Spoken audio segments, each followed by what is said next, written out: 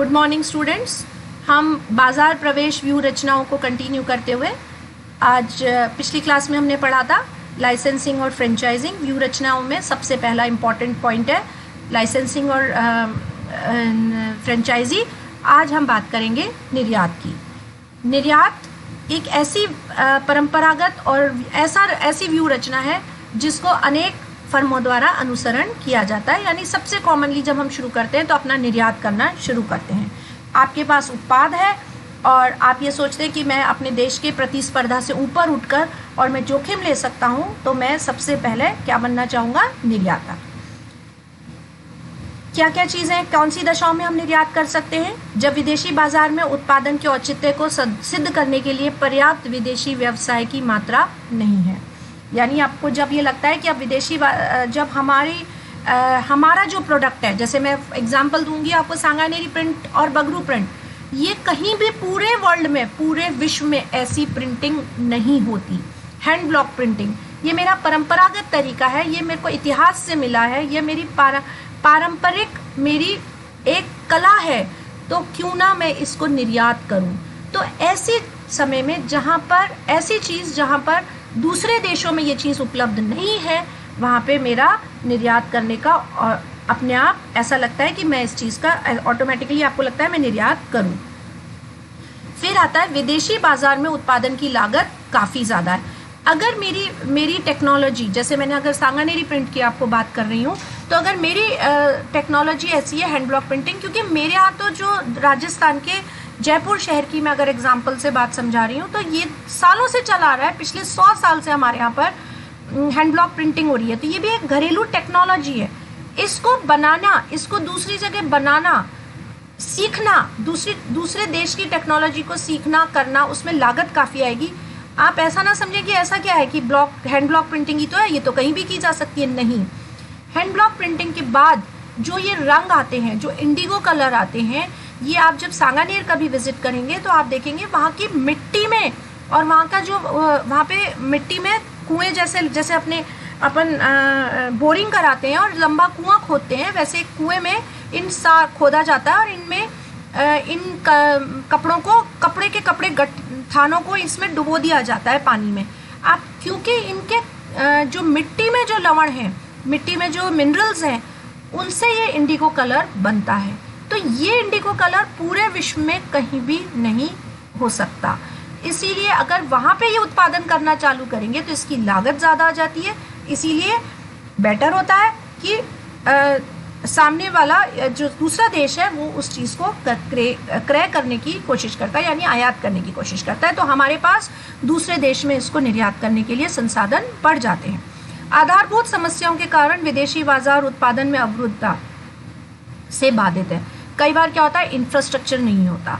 कई जो अविकसित देश हैं या जो विकासशील अभी होने शुरू हुए हैं, उनके पास आधारभूत यानी इंफ्रास्ट्रक्चर नहीं है।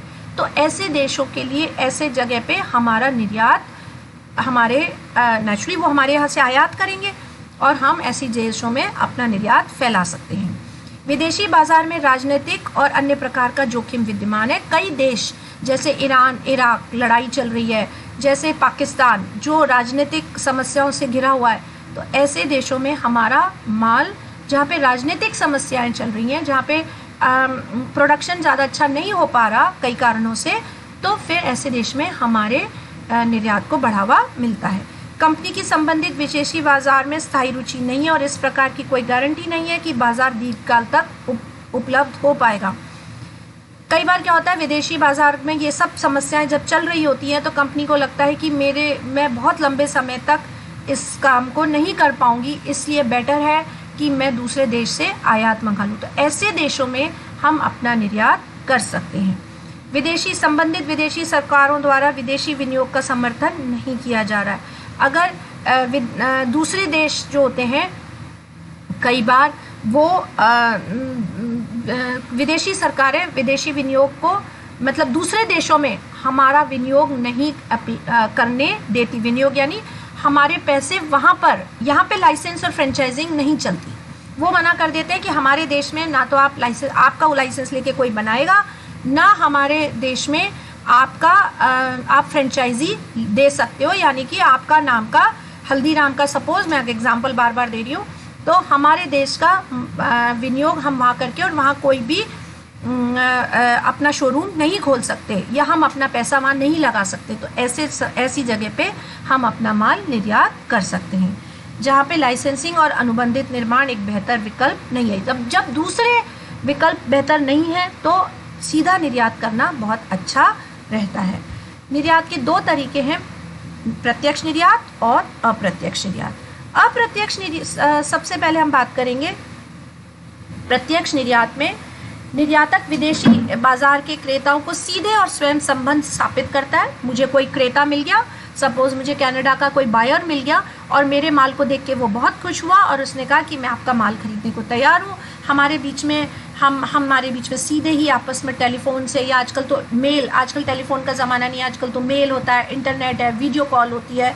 वो आपको सैंपल बना के भेजता है कि मुझे ऐसा माल चाहिए। आप सैंपल को बनाकर उसको तैयार करके सैंपल को भेजते हैं और वो उनको पसंद आ जाता है, वो आपको ऑर्डर दे देते हैं। आप उस ऑर्डर के तरीके से बनाते हैं और आप उनको माल भेज देते हैं। तो इसमें मध्यस्थ नहीं आते कहीं पर। तो जब सीधे संबंध स्थापित होता है वह कहलाता है प्रत्यक्ष निर्यात। और अप्रत्यक्ष निर्यात, जब हमें इन सब चीज़ों का ज्ञान नहीं है कि हम अपने क्रेता से कैसे कांटेक्ट करें, या हम नए नए निर्यातक बने हैं, तो ऐसे में हमें मध्यस्थों की ज़रूरत पड़ती है। मैं आपको जब अंतर्राष्ट्रीय विपणन की परिभाषा समझा रही थी तब भी मैंने आपको ये बात कही थी कि हम जब नए नए निर्यातक बनते हैं तो हमें बीच में कई दलाल यानी कई मध्यस्थ बीच में लाने पड़ते हैं।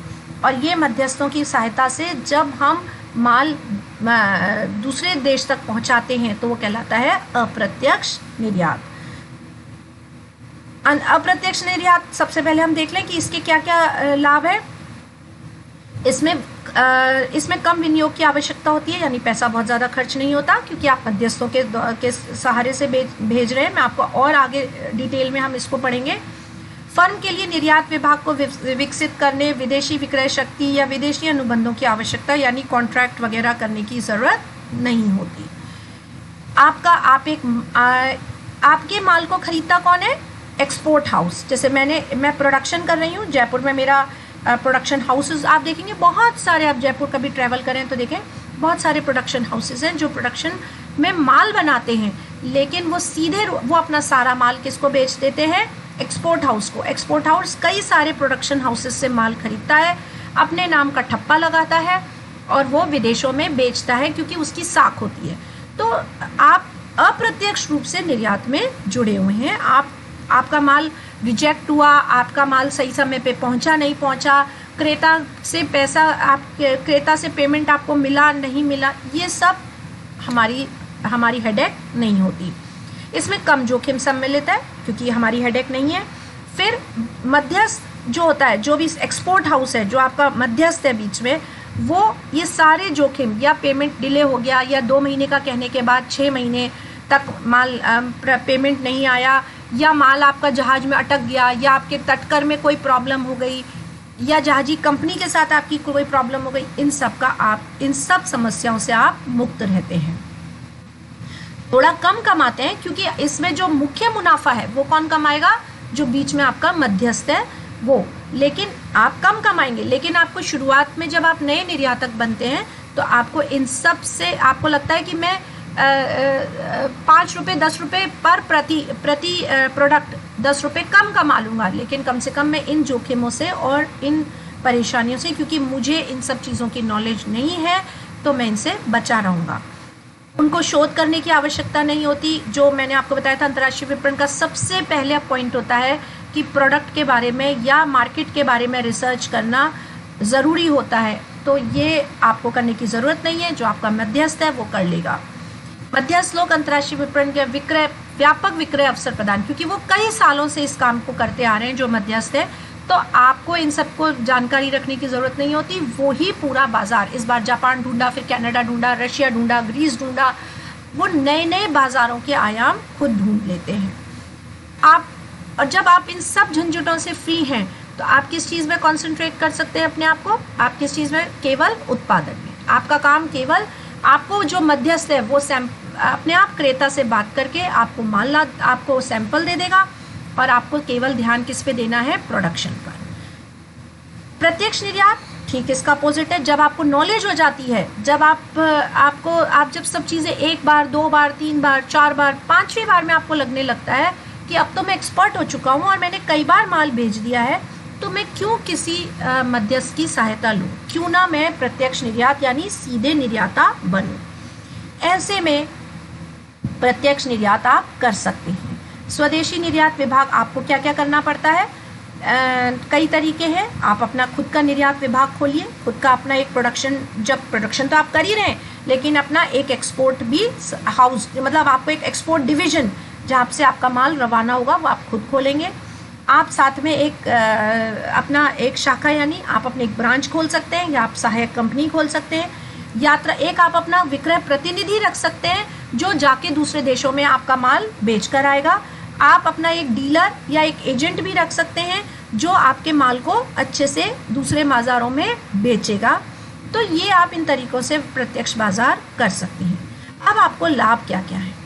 अंतिम उपभोक्ताओं या प्रयोगकर्ताओं से प्रत्यक्ष संबंध, मैंने बताया जैसे मेरी धीरे धीरे जानकारी बढ़ गई है, तो मैं जो कनाडा का जो बायर था या जापान का जो बायर था उनसे मैं डायरेक्ट प्रत्यक्ष रूप से संबंध स्थापित कर सकता हूँ। मैं उनसे तो जो बीच का मध्यस्थ आपके 10 से 25 रुपये प्रति प्रोडक्ट कमा रहा था, आपको लगता है कि क्यों ना मैं वो 10 से 25 जो प्रॉफिट है उसको अपने आप बड़ा करूँ। पहले मुझे प्रॉफिट कम मिल रहा था, अब मैं अपना प्रॉफिट बड़ा कर सकता हूँ क्योंकि मेरे पास सारी जानकारी उपलब्ध है। अब आपका उत्पाद के मूल्य पर आपका संपूर्ण नियंत्रण होता है। यानी जैसे मैंने कनाडा से डील की और जापान से डील की और मैंने चाइना से, मैं आपको 3 का उदाहरण दे रही हूँ।